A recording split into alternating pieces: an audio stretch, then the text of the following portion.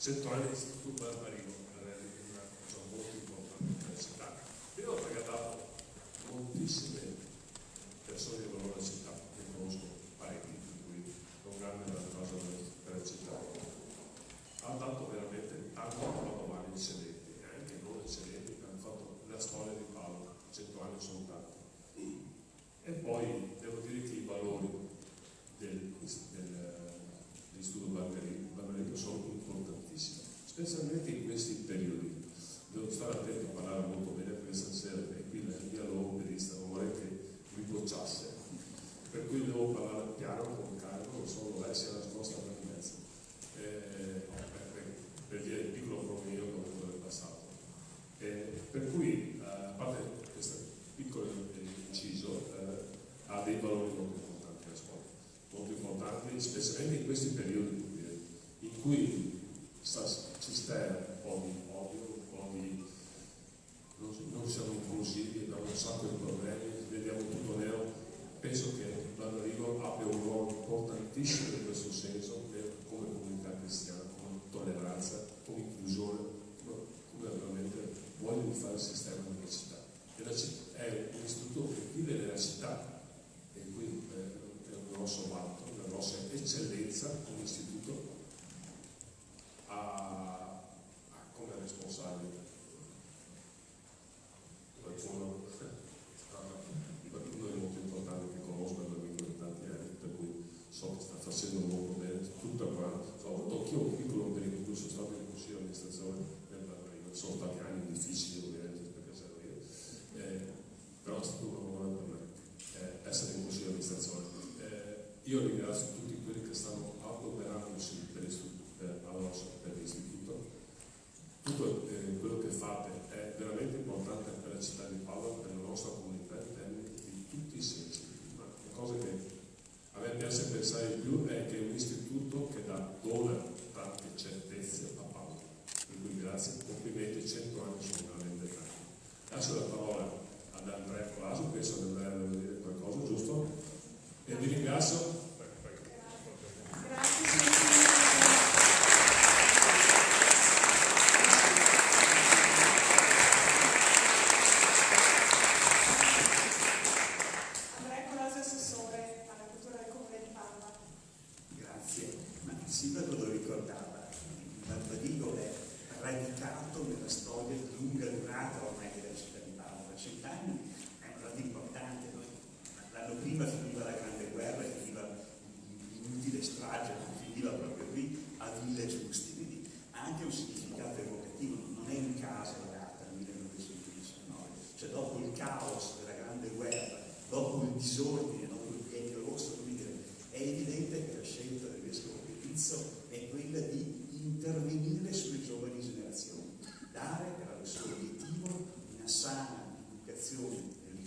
Civile e umana, diceva esattamente, alle giovani, e sottolineava un aspetto molto bello, senza scopo, che è un po' la cifra connotativa che negli anni ha segnato il Barbarino, e non meno emblematico e significativo, come ricordava sempre Giordani, no?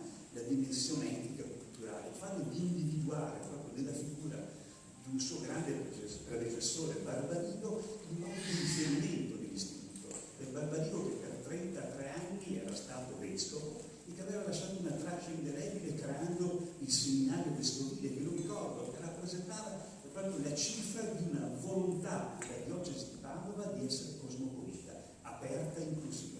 Al seminario si studiava l'ebraico, il persiano, l'arabo, cioè come dire, e c'era questa grandissima apertura cosmopolita, lo ricordo, ma viene tradotto dall'enciclopedia, no?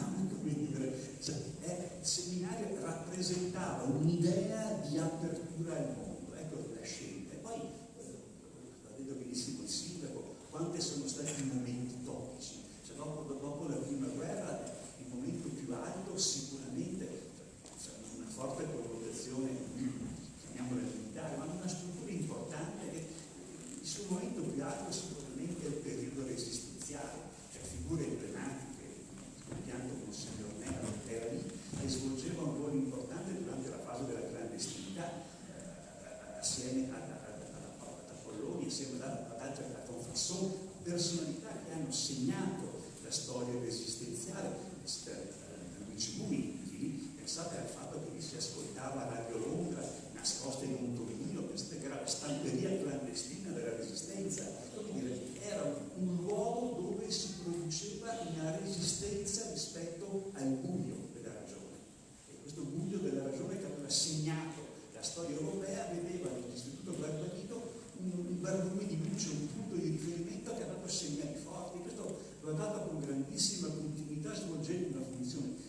rieducativa, assistenziale, quindi veramente mi ha molto colpito il fatto che i partigiani, quelli giusti, poi torturati dalla Banda Carità, lì vennero ospitati e dopo la smobilitazione il Barbarigo fu un grande centro di accoglienza.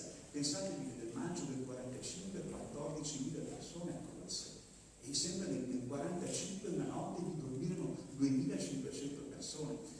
Questa era accoglienza, inclusività, capacità di essere nel mondo e di fornire risposte. Io trovo la storia del Barbarigo veramente un fiore all'occhiello di questa nostra città, quindi noi siamo veramente orgogliosi come amministrazione di poter celebrare con voi, vi abbiamo affiancato nei limiti del possibile questi 100 anni perché sono un momento importante nella storia di una prestigiosa istituzione e rappresentano veramente un elemento che ha arricchito in questi 100 anni l'offerta culturale complessiva, non solo religiosa, ma direi etica e complessiva della nostra città. Quindi noi ci congratuliamo per il lavoro che avete fatto e vi auguriamo, come è giusto che sia, altri 100 anni. Grazie ancora e complimenti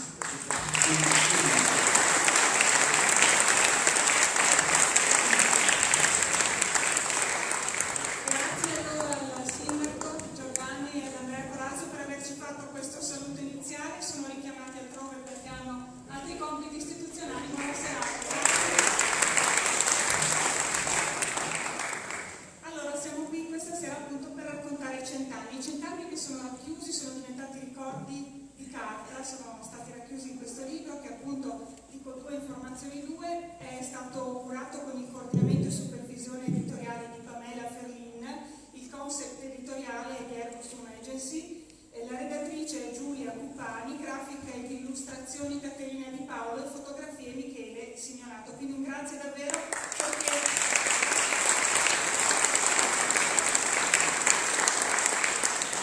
storie e ricordi sono diventati pagine, immagini che chiunque può guardare, rileggere, vivere continuamente. Prima di continuare questa nostra neanche celebrazione, questo bel compleanno, chiamiamolo così, c'è un saluto da parte di alcuni studenti del Barbarigo che lascio a Don Cesare Contarini il compito di presentare per nome. Certamente, siccome sono i ragazzi che fanno scuola, il primo saluto ufficiale da loro, Giovanni Rigolini, poi c'è Tobia Apolloni che prenderà la parola tra prima e dopo, e c'è Stefano Solgato, oppure che sono i 3 rappresentanti d'istituto, quindi quelli eletti e quei ragazzi rappresentano tutti. Mi pare che toglia Tobia per primo, però uscite insieme così vi fate coraggio.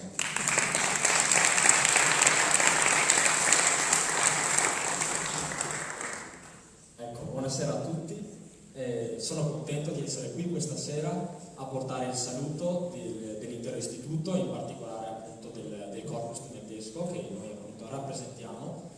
E siamo contenti anche che il preside abbia scelto di dare a noi il primo saluto, di dare a noi la prima parola questa sera, perché i protagonisti un po' di questa scuola siamo tutti noi studenti.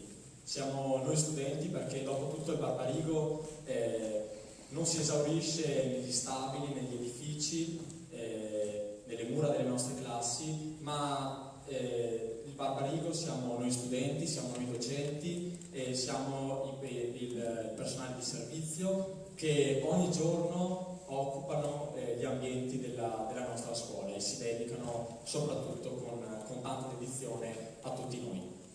E veniamo appunto a questo incontro sulla presentazione del libro del centenario, che ha un po' l'intento di far conoscere meglio la storia del nostro istituto, che è memoria, si fa memoria per chi l'ha frequentato, per chi c'è già passato, si fa scoperta per chi invece non lo conosce, per il quale è un'esperienza nuova o comunque lo conosce in modo un po' deformato, si fa progetto di sviluppo e progresso guardando anche in un futuro non troppo lontano, e si fa casa, penso, per ognuno di noi che ogni giorno sceglie di investire nell'aspetto culturale il proprio futuro.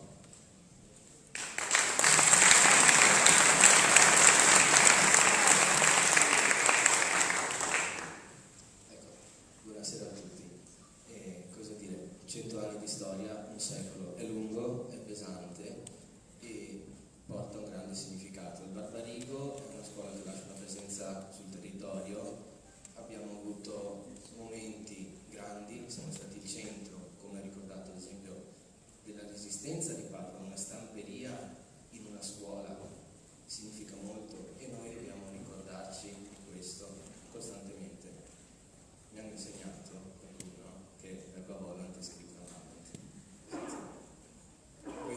forse è il significato del libro, che racchiude 100 anni di storia, un solco tracciato profondamente nella storia di Padova e dei suoi cittadini. Abbiamo accompagnato menti brillanti, uno fra tutti Ezechiele Nannini. Abbiamo cambiato le sorti di questa città, forse anche della nostra nazione, con la partecipazione alla resistenza, come è stato ricordato anche dall'assessore. E noi questa sera siamo qui a rappresentare il presente. Il nostro libro rappresenta il passato. Noi guardiamo sempre verso il futuro, ma senza mai dimenticare da dove veniamo. Detto questo, vi auguriamo una buona serata e un buon proseguimento. Grazie a tutti.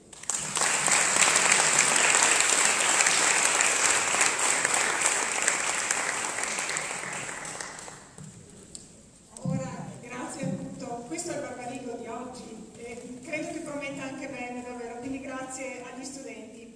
Don Marco Cagol è qui in rappresentanza del Vescovo che è impegnato al Sinodo appunto dei Vescovi. Don Marco, prima di lasciarla la sua riflessione che so che ha preparato, c'è un passaggio molto bello che ho letto nel libro che appunto appartiene alla relazione che ha fatto Riva, al saluto che ha fatto il Vescovo, che dice che qui a Padova si dice il Barbarigo così come si dice il Santo. E quindi scrive il Vescovo, ho inteso quanto questa scuola sia radicata nel cuore della città e della diocesi. Non so se questo faccia parte un po' della riflessione che voleva fare, però mi piaceva perché a Padova si dice appunto il Barbarigo come il Santo.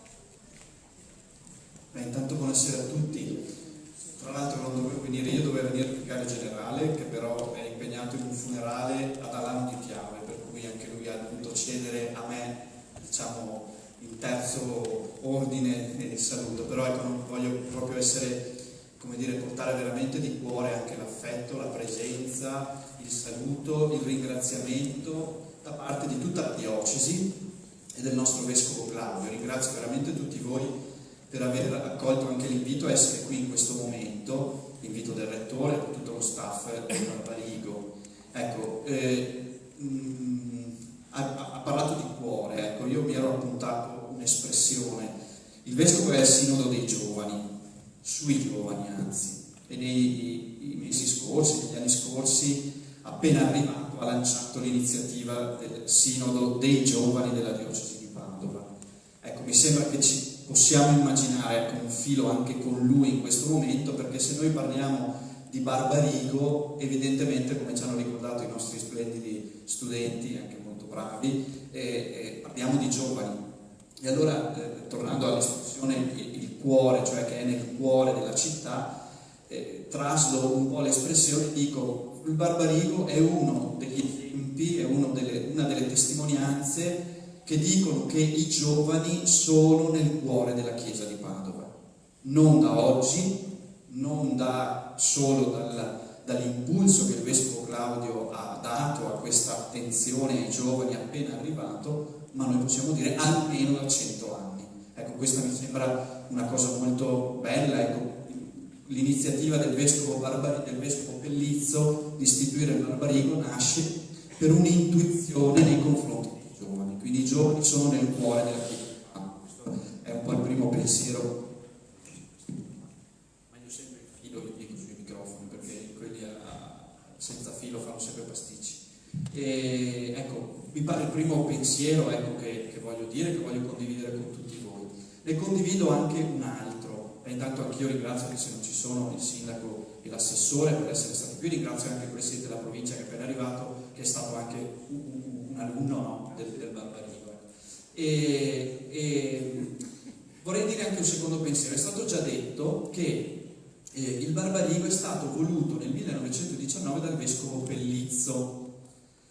Il rettore del Barbarigo si ricorderà che nel 2007 ha celebrato i 100 anni della difesa del popolo, era il direttore dei centenari con Cesare, ecco, quindi non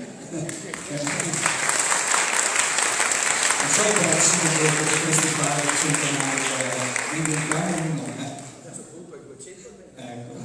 No, ma però non è un caso, io vorrei sottolineare questo fatto, cioè fu proprio il Vescovo Pellizzo a volere la difesa del popolo, fu il Vescovo Pellizzo che fece tante cose in quella stagione della Chiesa di Padova. Per esempio, si fece carico con grande tenacia, e forse per questo poi finì anche il suo episcopato a Padova, si fece carico della enorme massa di contadini che vivevano nelle nostre campagne, istituì in diocesi l'ufficio del lavoro, sostenne il più giovane deputato della storia d'Italia, Sebastiano Schiavon, che lavorava alle dipendenze della diocesi per volere di Pellizzo. Ecco, non è un caso, cioè penso che l'intuizione del cuore di questo vescovo, anche nei confronti dell'istituzione di questa scuola, vada iscritta dentro una radice profonda di quel momento storico della Chiesa di Padova. E la radice profonda qual era?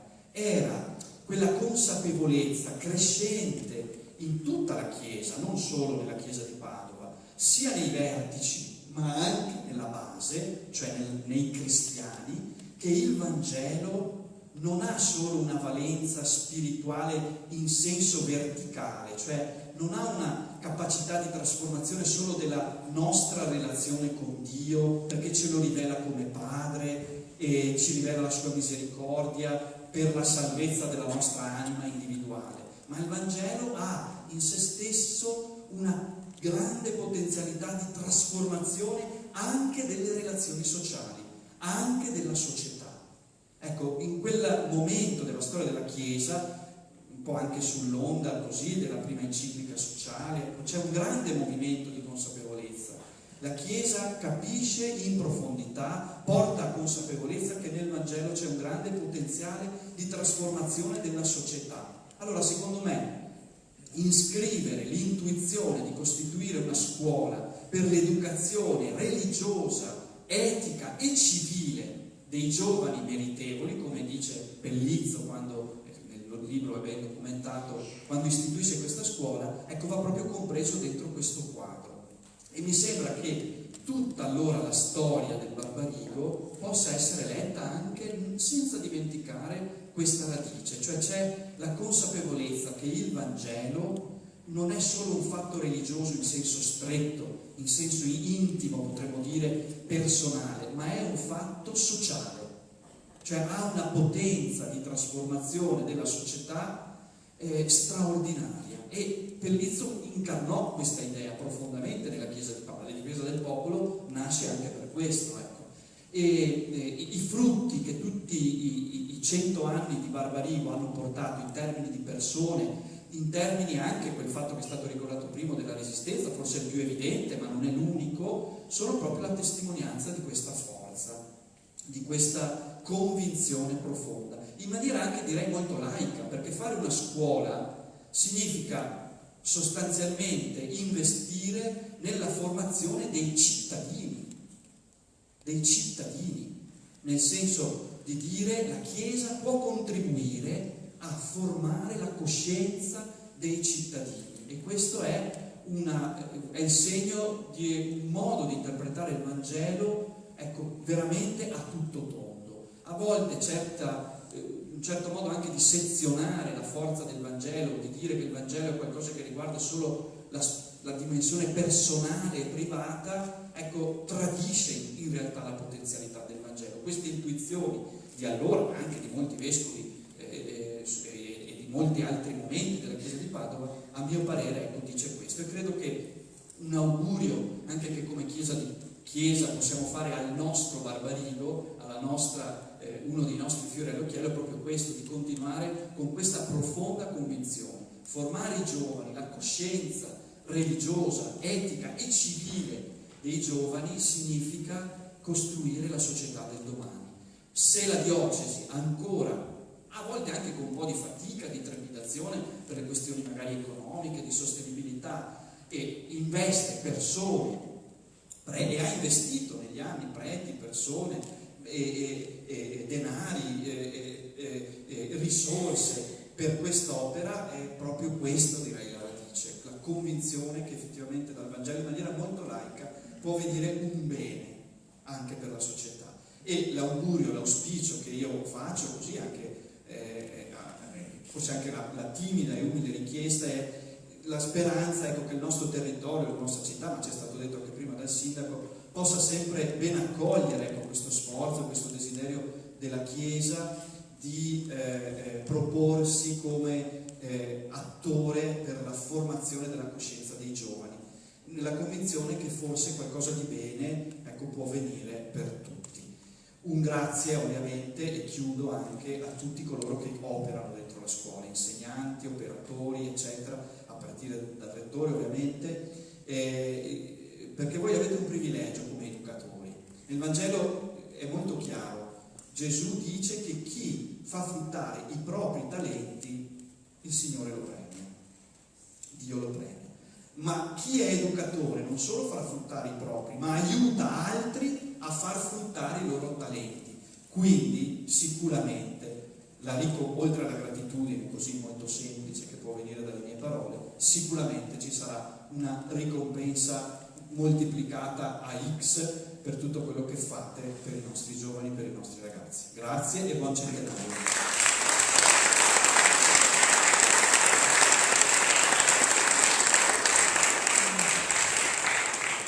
Grazie a Don Marco per questo augurio.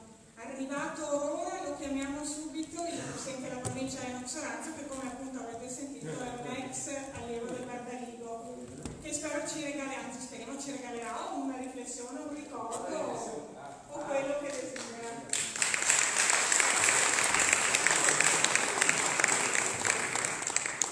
Buonasera a tutti, mi viene da ridere perché se sapessero le marachelle che ho combinato per Barigo non so se proprio sia così. Lo so, ho visto il video, devo ringraziare il lettore Gonzalo Cotteri che non ha detto l'autore di quella più di malfatto nel video della presentazione di Bernardo. Buonasera di nuovo, ciao. No, è davvero incredibile, nel senso che mi viene da dire che se quando giocavano a calcio nel cortile del Barigo o nei tempi anche difficili che io ho vissuto ancora lì a Barigo, con momenti anche felici per l'entusiasmo, pensare di essere qui poi e anche avere la possibilità e non solo l'onore di portare saluto all'interno del libro del centenario del Barigo è davvero qualcosa di incredibile, nel senso che mai avrei pensato che la vita potesse riservare questa cosa. E io sono qui, sulle attività ho chiedo scusa, perché per fortuna abbiamo una provincia che sta aprendo cantieri da tutte le parti, quindi stiamo correndo. Sono qui per testimoniare e ringraziare anch'io un profondo sentimento di gratitudine a Barbarigo, l'Istituto Barbarigo che vede festeggiare, io non credo poter dire, non solo un secolo di storia, ma un secolo di vita. Non solo per coloro che hanno lavorato, hanno insegnato, hanno frequentato come me l'Istituto Barbarigo, ma penso di dire per tutto il territorio padovano. Oggi, se non erro, l'Istituto Barbarigo, l'Istituto Vescovile del Barbarigo, purtroppo io sono ancora il mio libretto impresso davanti ai miei occhi, ospita, credo, ragazzi a quasi 50-51 comuni di tutta la provincia di Padova, su 102 perché su due sono diventati un unico, tre comuni. E quindi questa è una testimonianza che è un istituto che tuttora è un pilastro fantastico della nostra società padovana e sta formando e continua a formare quelli che sono sicuro i ragazzi, i manager, le persone che lavoreranno, costruiranno questo paese, perché insomma non più tardi anche di qualche settimana fa io ho avuto il piacere di incontrare un mio ex amico, Ramon Barbarigo, oggi è un'azienda molto importante, una multinazionale, e credo di poter capire, ho capito anche che con grande successo. Quindi ci sono ragazzi un po' più vecchietti adesso che stanno comunque calcando realtà di importante esperienza in amministrazione, insomma in tanti luoghi sicuramente del nostro paese con anche successo. Voglio anche dire che se penso al mio passato da ex studente, questo che mi è stato chiesto, non è stato tutto felice, anzi io ho avuto anche degli anni molto travagliati, però se oggi sono quello che sono lo devo alle diverse che abbiamo festeggiato e a 8 anni di Barbarigo, perché io ero uno di quelli che era anche dentro a quello che chiamavo il salario, che noi giovani chiamavamo il salario di quello che erano le medie. In verità non era vero, eravamo solo per sicurezza, avevamo degli spazi insomma destinati. Fa ridere, voi magari adesso mi prendete un po' strano, però stasera un po' mi diletto rispetto, nel senso che dalla figura istituzionale magari viene fuori qualcosa che è un po' di mio, ma è questa la verità. Quindi è stato un percorso importante, un percorso che mi ha formato, che probabilmente quando io ho lasciato il portone antico di Via Rogati, lasciando l'ultimo giorno l'Istituto Barbarigo, tutto avrei pensato, ma una cosa, una certezza l'avevo, che nonostante fosse stato un percorso impegnativo, portavo con me un patrimonio che mi avrebbe sicuramente servito nella vita.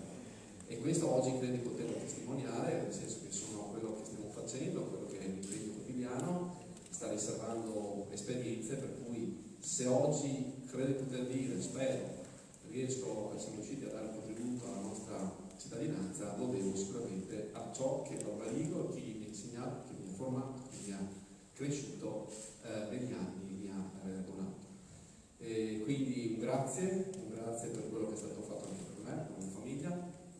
E posso dire che ho ottenuto, e quindi un profondo riconoscimento di non solo gratitudine, ma anche di, come dire, riconoscenza per il lavoro che è stato fatto, perché Barbarigo ha visto degli anni difficili, io l'ho visto magari da di fuori, perché non ho avuto possibilità, però so che è stata fatta una grande opera e un grande lavoro per riportare il Barbarigo, dal video dell'ultima presentazione, in pareggio forse in legge utile, è vero, giusto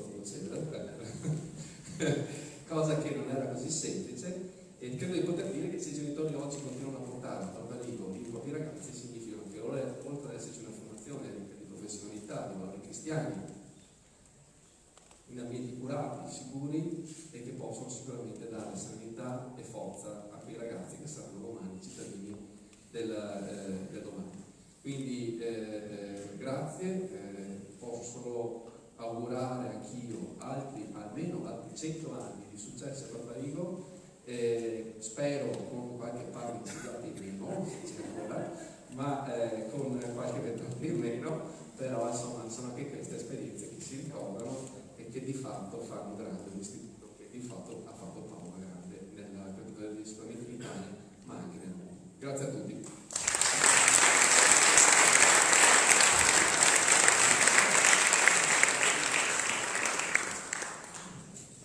Nel suo intervento il Presidente usava due parole molto belle, che sono libertà e spensieratezza, che sono stati un po' i leitmotiv di questi 8 anni di Barbarigo, praticamente libertà e spensieratezza, e poi vabbè, studio matto disperatissimo, magari anche un po' meno. Diciamo che l'ultimo anno ci siamo divertiti.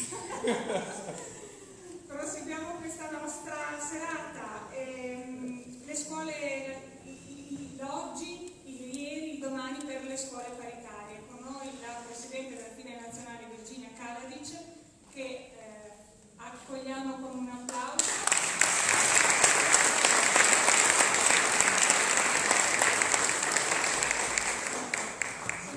Dopo questo, professoressa, diciamo che la scuola costruisce un percorso didattico che è fatto di tasselli che via via si incastrano e che costruiscono il domani. Qui appunto si parla di un ieri molto importante, di un oggi altrettanto importante e di un domani che è tutto da costruire un tassello dietro l'altro. Lei che riflessione ci offre?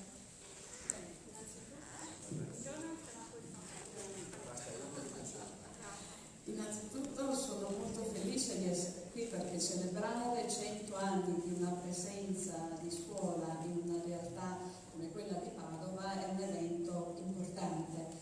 E celebrare, ecco, ricordo alcuni passi che sono stati già citati precedentemente, che però dovrebbero avere più un taglio educativo. È stato citato il fondatore di questa scuola, Monsignor Pellizzo, che è una scuola diocesana, e in quel periodo aprire una scuola diocesana era di grande sfida, di grande impegno.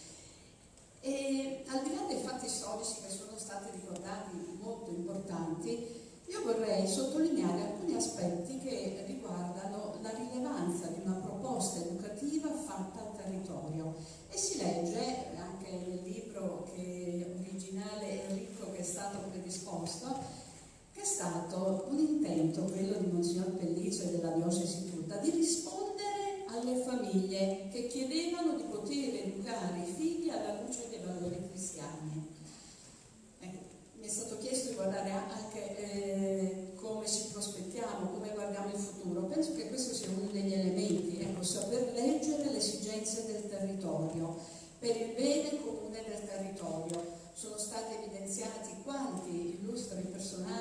ma anche persone comuni che però sono stati bravi cittadini, sono bravi cittadini e questo è una cosa fondamentale. Pertanto esigenza del territorio per rispondere a questo bene comune che ha caratterizzato un impegno per la società che ha dato una tradizione di serietà e di proposta educativa molto intensa, che oggi diremo come progetto culturale della Chiesa, che adesso ricordiamo meno impegno in questa direzione, ma sicuramente che è stato passato in testimone alle nostre realtà educative, quello di saper coniugare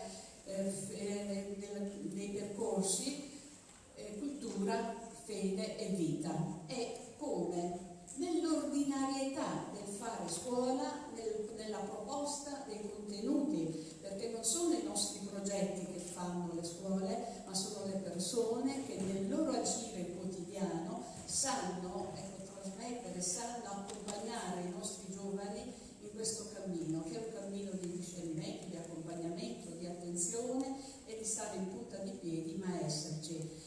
Pertanto una risposta alle famiglie. Poi un altro aspetto che sicuramente è anche la serata di stasera lo testimonia, è un'accoglienza, uno stile di accoglienza, lo star bene. E noi sappiamo che se i nostri ragazzi, i nostri giovani stanno bene, apprendono anche bene. Pertanto creare un ambiente accogliente, attento, e so che negli ultimi periodi continua questo impegno a rendere ogni anno sempre più bello e accogliente l'ambiente, vero Lucia? Ecco, e questo aiuta a star bene e fare in modo che i nostri ragazzi possano crescere e crescere bene. Oggi che cosa si dice? Allora è venuto la fine delle scuole cattoliche perché non ci sono più contributi, si fatica ad averli, si fa fatica, ecco, le congregazioni, perché le scuole cattoliche noi sappiamo che il territorio padovano è ricco di presenza religiosa che è impegnata nell'educativo della scuola. Dobbiamo solo stracciarci le vesti? No, io penso che proprio questi aspetti che abbiamo evidenziato hanno bisogno di avere una rinnovata attenzione, perché se oggi fossero presenti i fondatori, in questo caso Monsignor Bellizzo, e penso ai fondatori di tante realtà che hanno oltrepassato anche i 100 anni di storia, di presenza sul territorio, si inventerebbero qualcosa di nuovo. Non possiamo essere noi a segnare la fine, dire basta per questa proposta. Io qui do, in modo simbolico, do questo documento che è stato elaborato dal Consiglio Nazionale della Scuola Cattolica, lo consegno a Don Cesare, perché una delle persone che ha stimolato anche questo lavoro è stato proprio Don Cesare nell'Assemblea Nazionale dell'anno scorso, dove si dice dobbiamo guardare insieme al futuro e non possiamo continuare a stare da soli. Nel Consiglio Nazionale Scuola Cattolica abbiamo elaborato due documenti. Il secondo appunto quello del discernimento. Oggi come possiamo pensare, come possiamo guardare al futuro ed evitare che queste realtà preziose non abbiano continuità. Ecco. I fondatori hanno aperto delle scuole quando economicamente non c'erano i contributi. A livello sociale, a livello politico non erano sostenuti, non erano incoraggiati, erano a volte messi in grosse difficoltà, pensiamo a Don Bosco e tanti altri, e hanno avuto il coraggio. E noi possiamo nel 2018 mettere fine a tutto questo? Vuol dire che dobbiamo rinnovarci. Pertanto la sfida nella consegnare questo documento che il Consiglio Nazionale della Scuola Cattolica ha elaborato vuole essere proprio questo. Potrebbe essere un bel ricordo di questo centenario, far partire un laboratorio permanente in questa realtà di come pensare insieme al futuro, perché insieme al futuro lo possiamo pensare in rete, e in rete non significa che dobbiamo perdere il nostro specifico, ma dobbiamo capire che cosa mettere insieme e insieme guardare al futuro. E chi ce lo impone? Pongono le nuove generazioni che hanno bisogno ancora di un'opportunità, di una libertà di scelta. Sono state dette tante cose, però la presenza di 100 anni del Barbarigo ha permesso per 100 anni in tante altre realtà la libertà da parte delle famiglie di poter scegliere l'educazione, l'istruzione che volevano per i loro figli. E noi questo dobbiamo dare continuità. Non possiamo prenderci noi oggi la responsabilità di dire basta. lo ringrazio di questo invito, ringrazio di questa presenza, di questa partecipazione e per questi primi 100 anni del Barbarigo. E poi permettetemi anche un ringraziamento particolare perché il Barbarigo è stata la sede dei direttori che hanno amato tanto la FILE. La FILE è la federazione italiana che raccoglie le scuole cattoliche a livello nazionale. Se la FILE è in Padova e in Veneto, proprio grazie al rettore di allora. E tutti i rettori, almeno dal dopoguerra in poi, li cito solo perché mi sembra importante ricordarli: Monsignor Giannoni, Monsignor Mortini, Monsignor Cesaro, Don Giancarlo Battistucci, Don Cesare, hanno profondono ancora impegno e credono in questa presenza di associazione, perché insieme si può fare di più. Grazie e tanti anni ancora.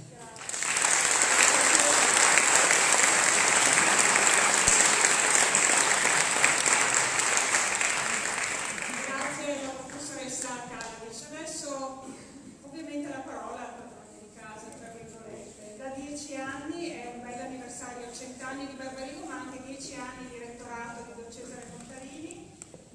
Insegnare significa segnare dentro. Questa è una cosa bellissima che c'è nel libro.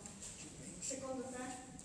Sì, è proprio vero, e credo che questa partecipazione sia una testimonianza davvero che tante persone sono state e sono ancora, spero, segnate dentro dalla presenza della nostra scuola.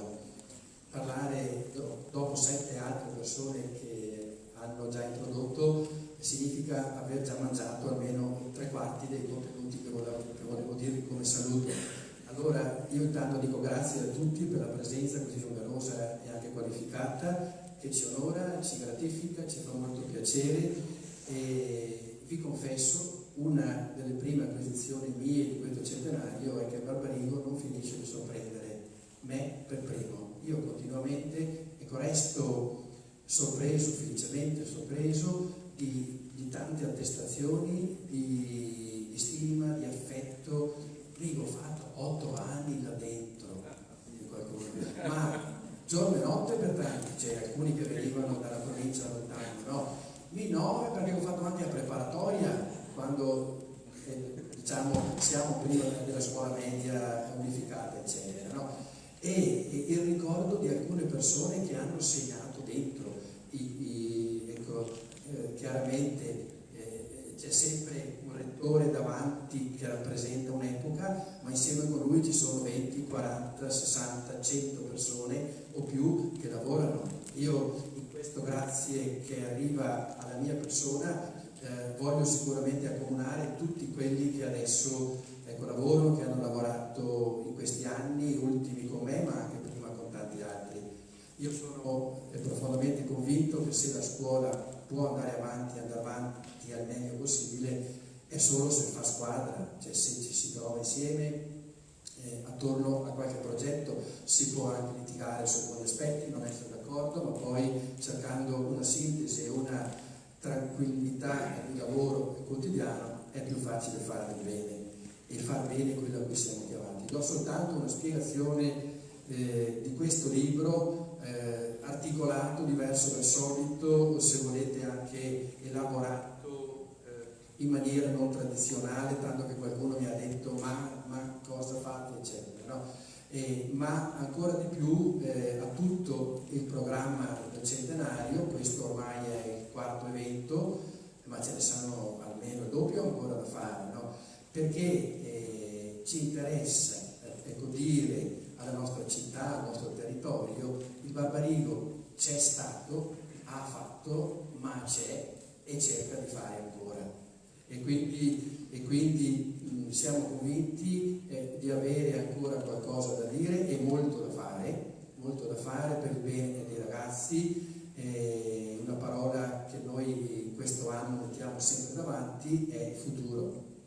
Chi fa educazione, diceva molto bene prima Marco Cago, chi fa educazione costruisce futuro, possibilmente un futuro migliore. Noi su questo ci stiamo dentro e ci mettiamo tutta la nostra passione, il nostro impegno, e cercare davvero di essere utili alle persone, alle famiglie, alla città, al territorio.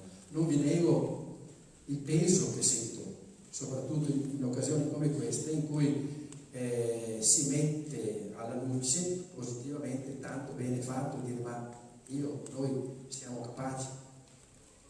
E allora qui permettetemi una confidenza personale.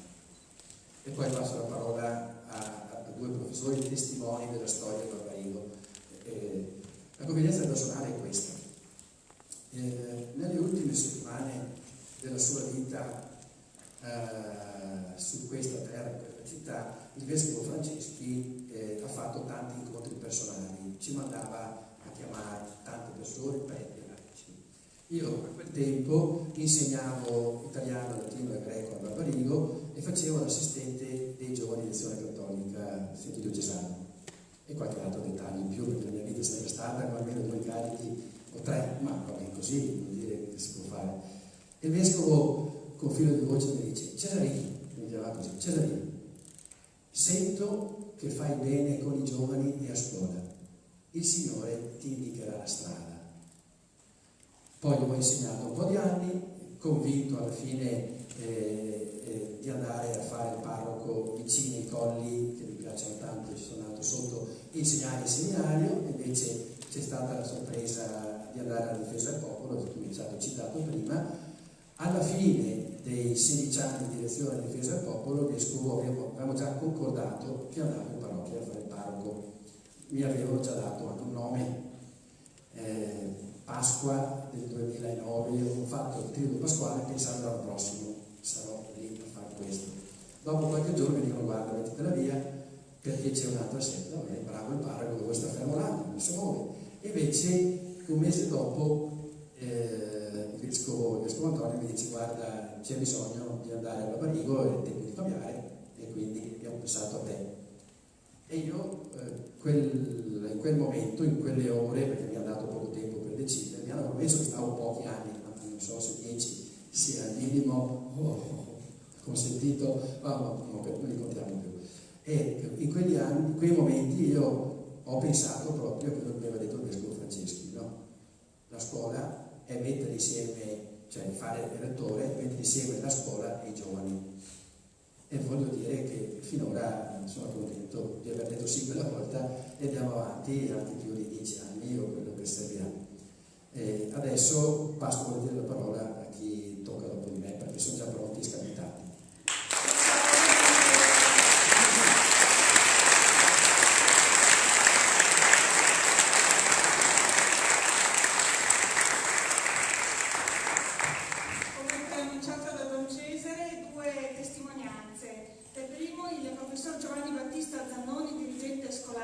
Cicci e Varese, IC Don Bosco di Padova, ex docente del Barbarigo, a cui do il benvenuto al microfono e ci regalerà un suo ricordo, una sua testimonianza. Allora, buonasera a tutti. Se qualcuno per caso ci sta chiedendo se è una coincidenza che io mi chiamo Zannoni da cognome, no. Ero il pronipote del Monsignor Zannoni, quindi non potevo altro che frequentare il Barbarigo. E i miei 8 anni di Barbarigo, come diceva Don Cesare, sono stati un po' più faticosi degli altri, perché da me si chiedeva qualcosa di più.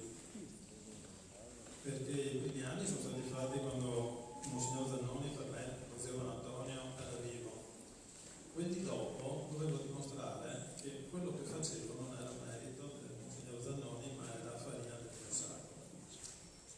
E quindi sono stati anni ovviamente impegnativi, faticosi, dove ho fatto tutto quello che mi veniva chiesto di fare, e di cui ringrazio ancora ovviamente tutti gli apporti che gli insegnanti, ne vedo almeno 2 per esempio ancora, il professor D'Allesin, Don Alberto, mi hanno infilato dentro nella testa e non mi porto ancora dietro.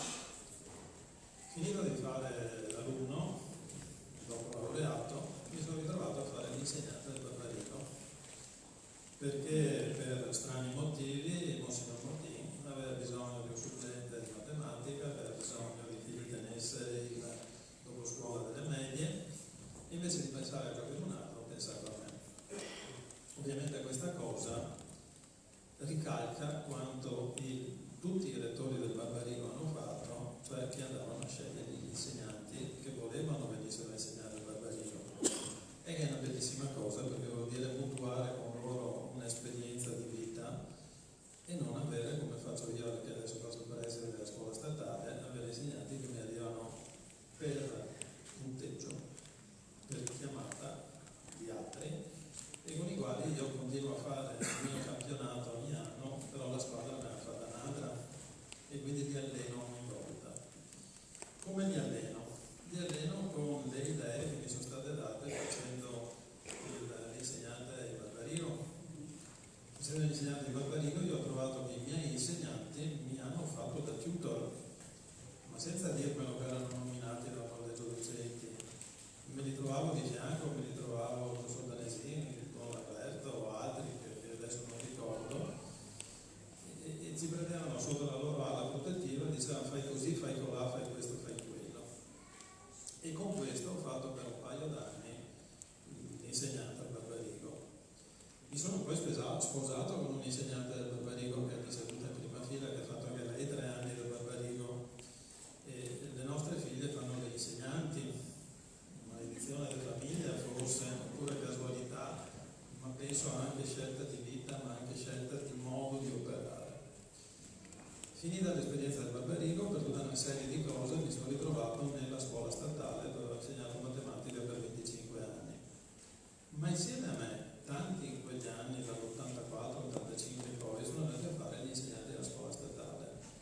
E vi confesso, ma non è una bugia, che sono andati tutti quanti a insegnare nella scuola statale con una marcia in più rispetto ad altri, perché abbiamo portato nelle scuole tutto quello che già al Barbarino avevamo imparato a fare. Vi elenco solo le conferenze a carattere sociale, settimane intere dedicate ad approfondimenti, gli viaggi studio, i soggiorni all'estero, gli scambi sculturali, gli stage, l'interculturalità di cui si parlava prima.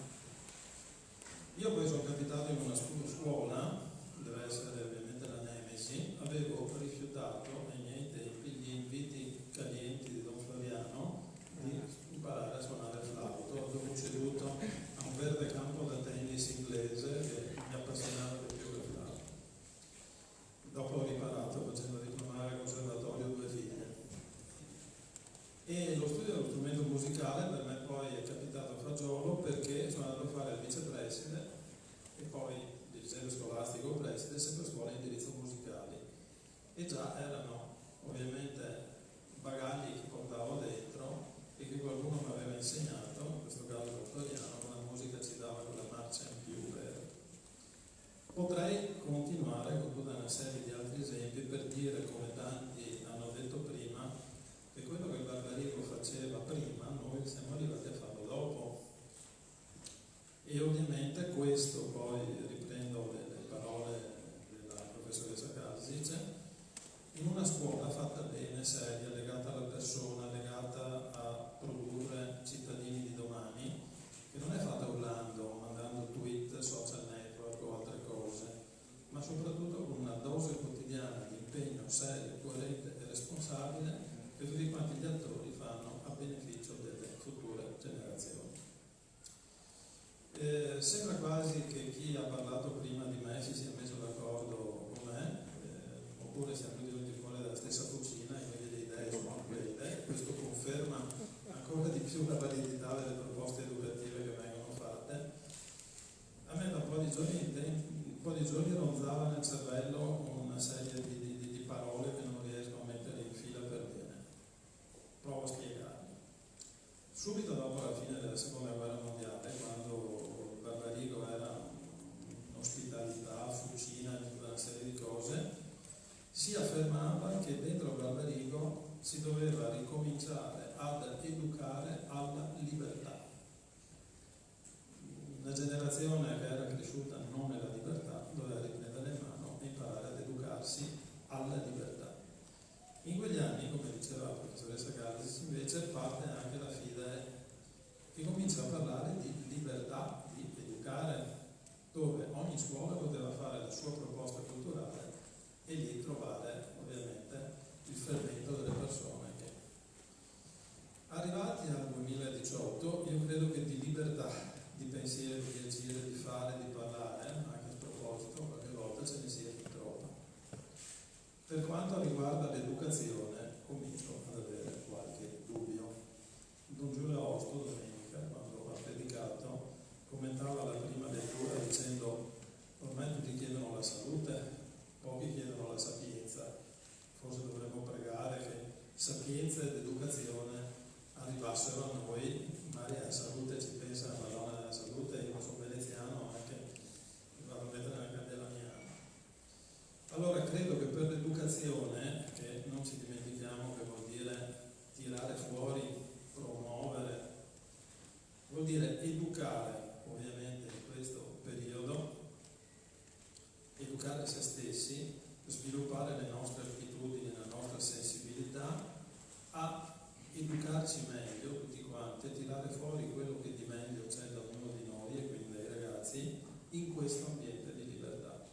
E credo che questa sia la scommessa, e sfogliando il libro ovviamente non si può non notare, sfogliando anche i social network dove Don Cesare mette le fotografie delle varie cose che vengono fatte, che ovviamente in questo contesto il Barbarigo possa essere un laboratorio di idee che serva a noi tutti fare scuola, anche per quello che faremo nei prossimi anni.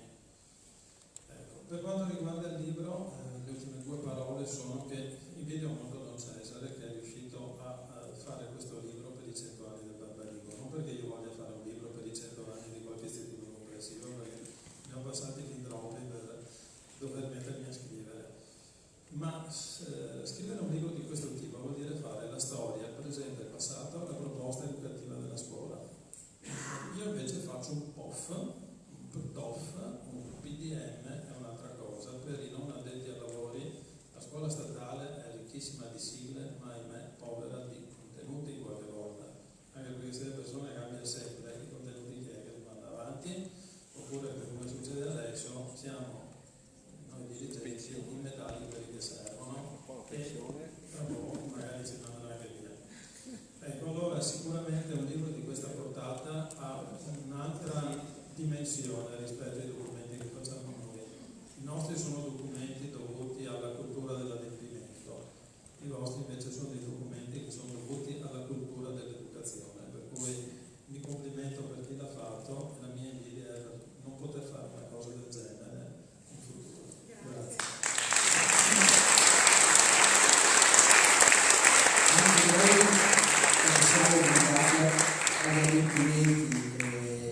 Questo è stato un divertimento, un impegno, ma anche un divertimento di cui ho poco merito, anche se ho dovuto mettere il nome perché capita a me di essere qua al centenario, è merito di chi l'ha concepito e diretto. Prima si dicevano i nomi: Pamela Ferlin, Giulia Cupani, che è qui presente. Pamela saluta tutti, ma era impegnata a Verona. Poi per l'aspetto grafico Caterina Di Paolo, e il fotografo, attenzione, che in giro sta facendo anche immagini a tradimento, poi chissà dove comparirete, che è Michele Signorato, che è qui in prima fila.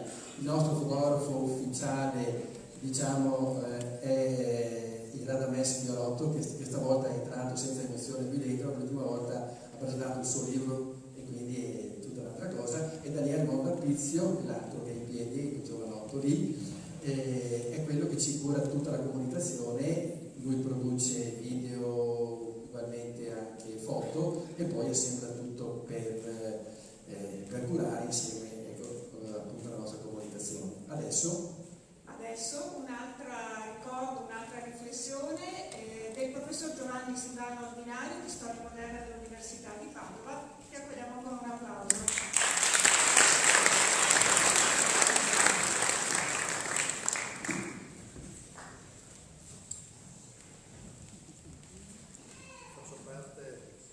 Faccio parte di quella folta schiera di persone qui a Padova, a città universitaria, che accoglie gli studenti quando terminano gli studi al Barbarigo.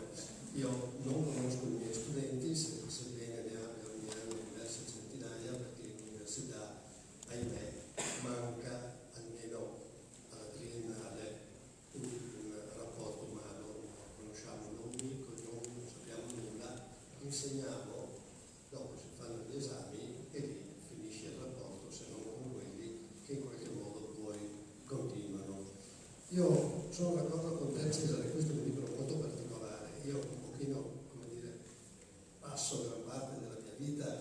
tra i libri, un libro di questo genere, diciamo sia nel contenuto sia nel modo in cui è stato concepito, non ne avevo visti di simili, e devo dire che il primo approccio non è stato facilissimo, il secondo invece assolutamente facile e molto, come dire, è molto simpatico per me. Mi è caduta la pagina, io non l'ho fatto apposta, sulla figura di Ezechiele Ramin.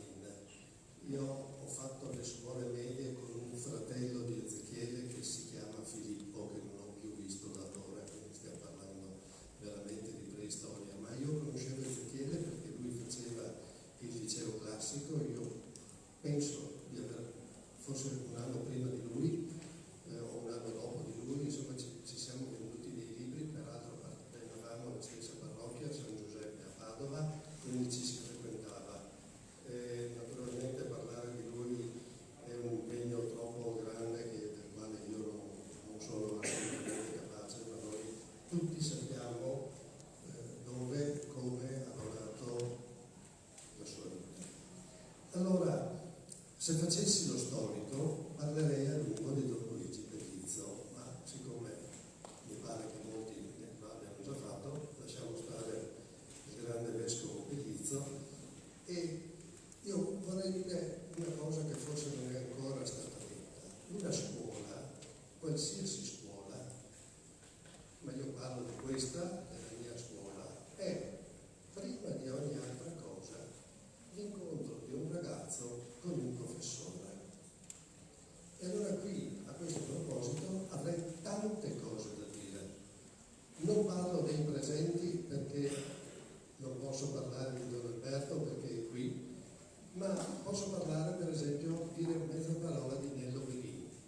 Io non so se qualcuno l'ha conosciuto, avevo 16 anni, appena compiuti, prima liceo classico, entra quest'uomo, a me pare che fosse già consigliere regionale, o se non era quell'anno sarebbe stato l'anno dopo, quindi veniva in classe, spiegava, parlava, faceva e dopo scappava, andava a Venezia, noi non capivamo nulla di dove andasse, cosa facesse.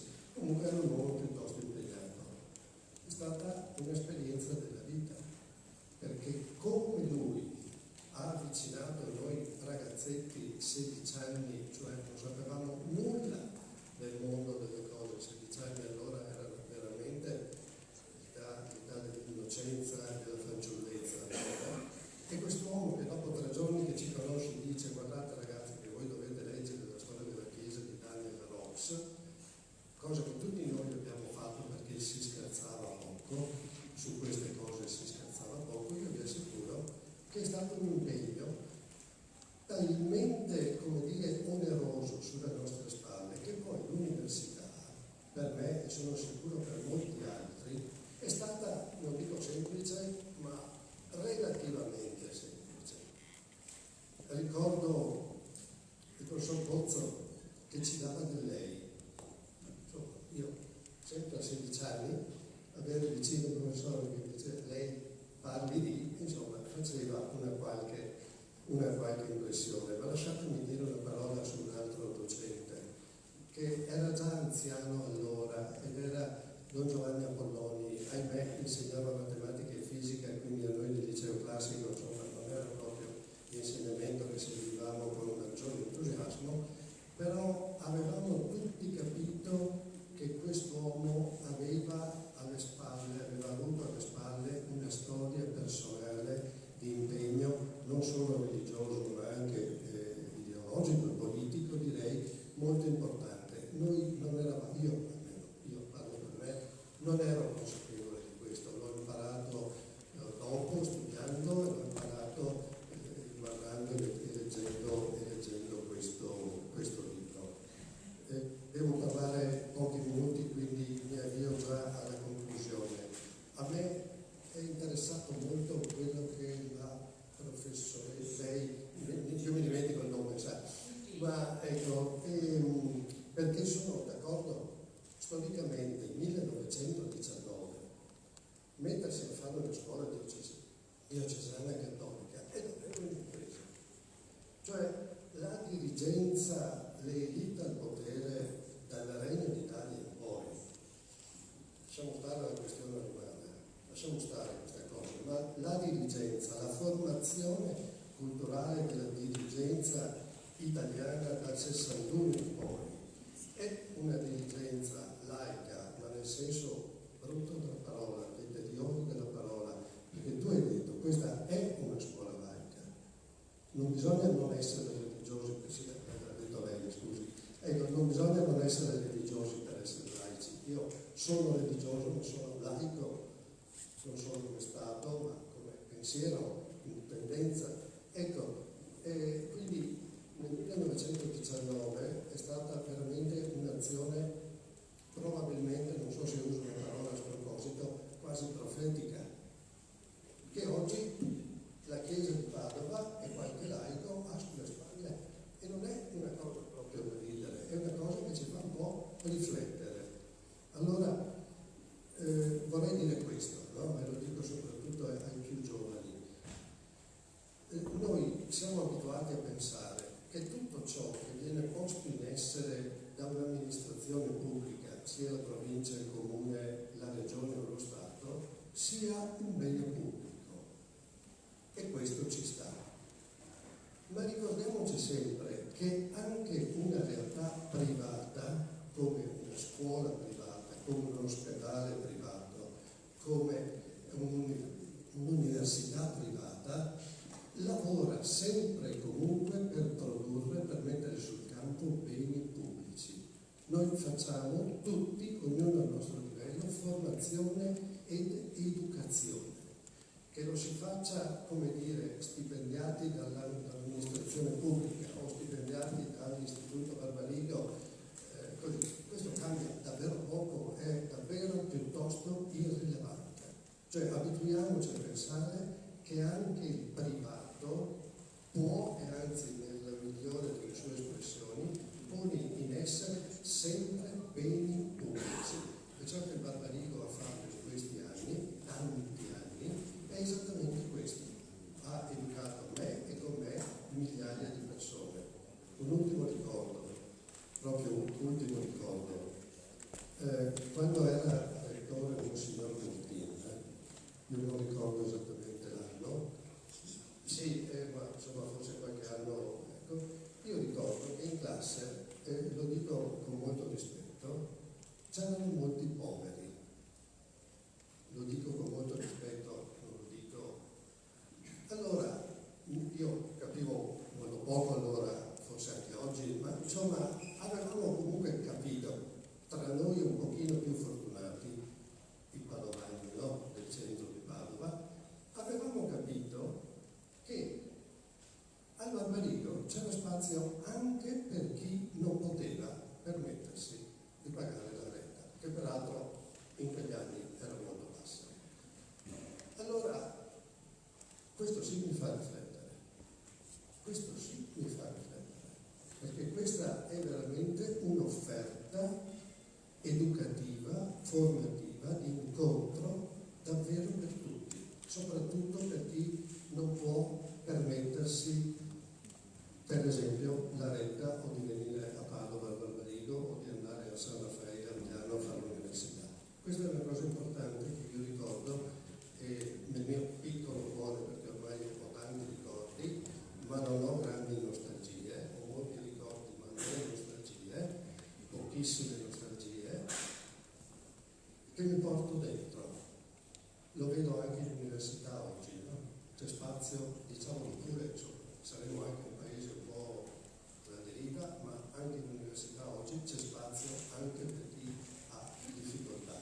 E questo va benissimo, perché le intelligenze più vere, più profonde, di solito, non discriminiamo nessuno, ma molto spesso vengono da situazioni di questo genere. Quindi non mi rimane che augurarti, non so quanti anni, perché io penso che tu abbia dato già abbastanza, ma insomma queste sono decisioni che competono, immagino, al vescovo e forse ad altri, e di proseguire, di andare avanti. E saluto tutti con molta simpatia e cordialità. Grazie.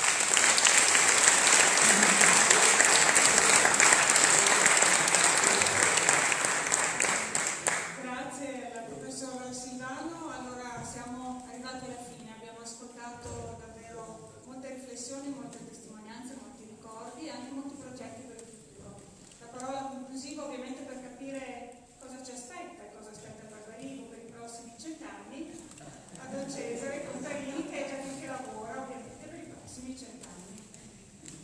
forse per i prossimi mesi e qualche anno successivo.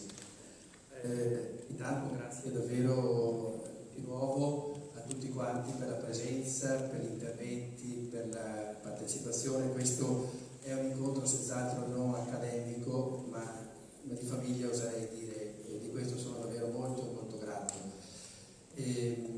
Io vorrei raccogliere 3 parole. Quest'anno mi diverto a darmi 3 parole, per me se l'inizio d'anno è stata questa, no, le parole sono diverse però adesso.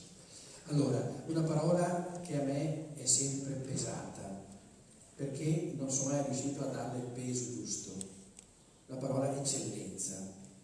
Quando si dice una scuola di eccellenza, io ho sempre fatto fatica a capire cosa significhi, perché c'è l'eccellenza organizzativa, didattica, strutturale, l'eccellenza perché i ragazzi riescono a fare questo o a fare quello. Noi in questi anni ci siamo impegnati e continueremo a lavorare per l'eccellenza della cura delle persone e dell'accoglienza di ciascuno. I ragazzi, le ragazze arrivano così come sono e sono ciascuno a suo modo, no? E poi cerchiamo di guidarli ad arrivare dove la provvidenza vuole, dove loro ci mettono gli impegni, i talenti, magari diventeranno presidente della provincia, pure avendo combinate di ammissione. Ecco, su questo cerchiamo di lavorare proprio con quella parola che è stata detta anche fin dall'inizio, una scuola inclusiva, cioè una scuola che cerca di accogliere tutti dando a ciascuno il proprio ruolo, il proprio spazio. Questo cerchiamo di farlo anche come insegnanti, come sacerdoti presenti in casa, un po' diciamo proprio tutto il personale.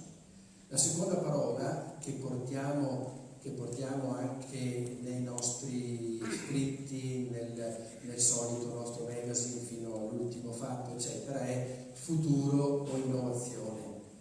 E la parola anche questa magica per certi aspetti, e poi bello è concretizzata. Posso annunciare stasera, e lo faremo poi in modo ufficiale all'Open Day già il 28 di ottobre, che il prossimo anno faremo innovazione nei licei, inventandoci qualche materia nuova che non c'è da nessuna parte e dando spazio in momenti strategici, terzo e quarto anno, ad altre materie che possono arricchire il curriculum formativo dei nostri liceali in prospettiva del 2020-2025 avanti. Per esempio, siccome la maggioranza dei liceali va a fare economia o diritto, ci mettiamo dentro un po' di ore di questo, ma siccome alcuni sono già appassionati di robotica, metteremo dentro anche un po' di robotica. Ecco, l'ITE, ma il nome vero è ragioneria, il nome ruspante è sempre ragioneria, ha già sperimentato in questi anni una parte di innovazione e anche dal prossimo anno farà qualcosa anche, proprio perché siamo convinti di quello che dicevo prima, quindi non occorre ribadirlo, che educare è costruire il futuro e cercare di fare il meglio possibile. La terza parola gioca sul fatto di essere scuola cattolica, ma siccome qualcosa di greco mi ricordo ancora, cattolica significa apertura, significa senza confini, significa prospettive ampie. Ecco, noi ci teniamo che i nostri ragazzi facciano esperienze anche internazionali, che stiano all'estero qualche mese, qualche settimana, facciano esperienze di simulazioni dei modelli dell'ONU e imparino le lingue, eccetera, no? Ma soprattutto che siano aperti di cuore, di testa. E per questo, ecco il senso di quel tabellone alla mia destra, il segno fruttuoso del nostro centenario vogliamo che sia una scuola che si sostiene in Africa e precisamente ad Inscio, nella missione di Robe, dove la nostra diocesi sta aprendo un nuovo servizio missionario. Si dice tanto, no? Un po' di moda, aiutiamoli a casa loro, bene, li aiutiamo con un po' di scuole, magari anche oltre alla scuola dando qualcosa da mangiare, un tetto sopra la testa. Speriamo che questo desiderio, ecco, per i ragazzi poi di apertura si traduca in fatti concreti, nei rapporti continui di ogni giorno, quando qualche volta quotidianità usura un po' e magari si esprime con le difficoltà della vita di ogni giorno. Segnalo il grande regalo che ci è stato fatto, 23 marzo tutto il Barbarigo è invitato, è accolto in udienza da Papa Francesco. Noi cercheremo di andarci tutti a Roma, di portare studenti, famiglie, amici del Barbarigo, e appena possibile ecco, daremo anche le informazioni tecniche per questa giornata, che può essere anche molto veloce, partenza la mattina e ritorno la sera, o per chi vuole estendersi anche qualche ora di più, qualche giorno di più, a seconda degli impegni e dei gusti delle persone. Chi è un pezzo che non viene a Barbarigo, appena ci torna resterà sorpreso positivamente per la bellezza che è quasi raggiunta. Ormai siamo al 14° mese di lavori, quindi si vedono i risultati. C'era bisogno di mettere in sicurezza per i tempi, è stato fatto, e da quello si è passato all'opportuno sistemare anche le facciate, i chiostri sono i portici, stiamo a buon punto. Proprio per questo abbiamo anche il coraggio di invitare chi vuole a godersi un po' di più il Palazzo Genova, e da domenica 28 ottobre iniziano le visite guidate. Vedo il sorriso della professoressa Pilozzo, che sarà con lei che si prende cura di queste visite, alle quali di volta in volta aggiungeremo anche un momento musicale, vista la tradizione del Barbarigo su questo molto lunga. Non posso non ricordare in questa circostanza chi è all'origine di questa tradizione musicale, Don Floriano Leondato, che adesso non vive più a Barbarigo per ragioni di mobilità, di difficoltà di mobilità, ma lui è all'Opera della Provvidenza, lì sta abbastanza bene. Le giornate dei 97enni, quasi 98enni, non sono tutte uguali, ma neanche quelle di 20enni, neanche quelle di 50enni o 60enni, quindi lui ha già partecipato a uno di questi momenti. Oggi era troppo impegnativo chiamarlo, però il libro già l'ha visto, gli ha fatto i complimenti, l'ha già diffuso, eccetera, e quindi insomma è un'occasione per ricordarlo. Vi chiedo un applauso per lui. 70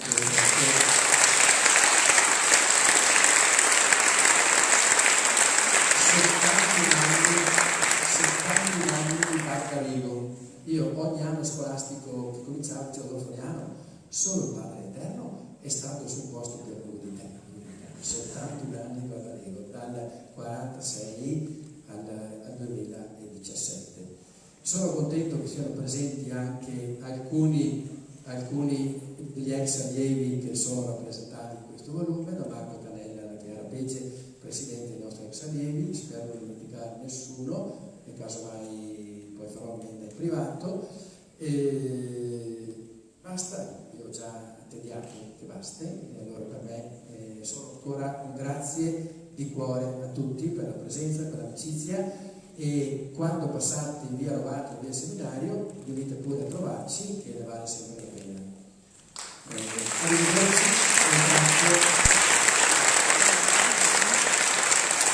dimentichiamo qualche cosa, avete dimenticato spaventosamente. 11 maggio, festa finale per tutti quelli che non potevano esserci alla prima.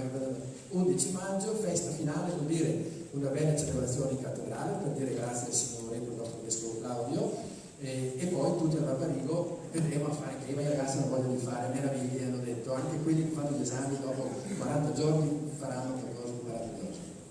Grazie ancora. Cristina Sapore, lei